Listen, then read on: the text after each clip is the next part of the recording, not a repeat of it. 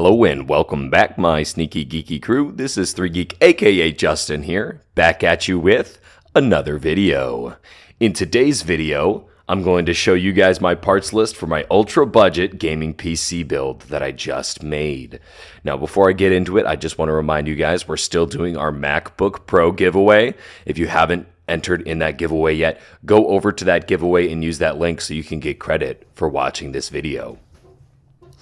Now this build ran me right around $280, and this can play all the latest PC titles. For the case in this build, I went with the Raidmax H704 case. Now this case should have plenty of room to house everything comfortably, and I love that it has these RGB fans and the magnetic dust cover, but at a price of $49.99, I really can't say that I felt like this case was that much worth it. There were a lot of struggles that came with building inside of this case, but it will serve our overall purpose for this build. Now you'll notice that our motherboard is actually supposed to be for crypto mining, but that means it's going to have a bunch of extra features in the BIOS settings that we can probably use to our benefit for gaming. Either way, it's definitely going to work for our purposes. This is the Biostar TB250-BTC. It's an LGA 1151 socket with support of up to 32 gigabytes of DDR4 RAM and at a clock of up to 2400 megahertz for the RAM support. Now, at a price of just $39.97, this is going to be perfect for our CPU that we chose, the Core i5-6400. It's a quad-core 6th Gen i5 clocked at 2.7 gigahertz with a boost clock of 3.0 or more gigahertz. And at just $26 even, this was a steal that I had to snag. Now, in retrospect, I do wish that I chose the i5-7400 for like a measly $5 to $10 more for that 7th gen, or an i7. I think a 7th gen i7 would have worked a lot better with the graphics card we went with, but either way, it still ended up really great. Now we're going to keep our processor cool with a simple Thermaltake air cooler. It's the Hi2. The cooler has a TDP of 95 watts, and since our CPU is rated for 65 watts, we shouldn't have any issues keeping our CPU temperatures down in this build. Now, our RAM really shouldn't have been more expensive than our CPU, but it's just the cheapest 16 gigabytes of DDR4 that I could find anywhere on the internet. So for $29.97, we've got two 8 gigabyte DIMMs, brand new from Silicon Power. It's actually surprising that for $29.97, this comes cheaper than any 16 gigabytes I could find even used on eBay. Now, you'll also notice that our memory has a clock speed of 3200 megahertz, which is quite a bit beyond our motherboard's capabilities. But trust me, this is going to be a-okay because motherboards are smart enough nowadays to clock down that memory for us. It's just going to utilize the highest clock speed on that memory that the board can support. So this is going to work just fine for our needs. Now, many people think that memory refers to the storage, but it actually doesn't. That's RAM. Now, for our actual storage, we've got a brand new PNY SSD. It's a 500 gigabyte SSD for $22.99. And I mean, honestly, it's just crazy to me how cheap you can get SSDs these days.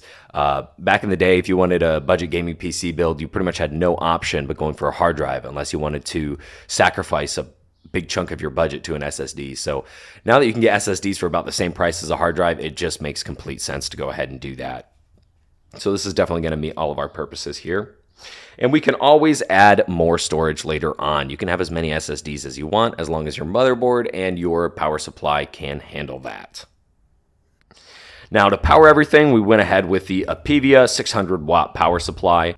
We got this brand new from Amazon for just $32.99, and it has the two PCIe connectors that we're going to need for our graphics card, as well as more than enough wattage to keep our build powered, as well as future upgrades if we ever decide to do that.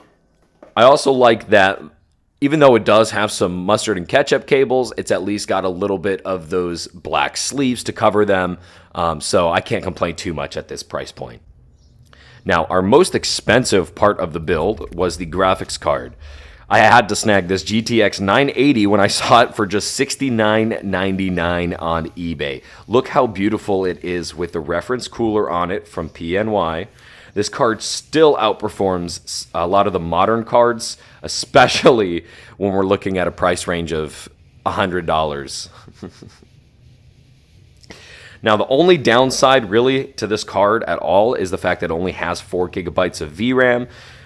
So far in my testing, it can still handle whatever I throw at it, but with newer games coming out like the new Jedi survival game, it's starting to have a much higher demand for more VRAM. 4 gigabytes might not cut it in the future, but for now, it still works just fine, especially in a budget build like this. There's plenty of room in this build for interchanging parts, getting other parts like the different CPUs that I mentioned, or I mean, even graphics cards like the GTX Titan X, the 1080 Ti, the RTX 2070, they all fall below $200, between $100 and $200 on the used secondhand market.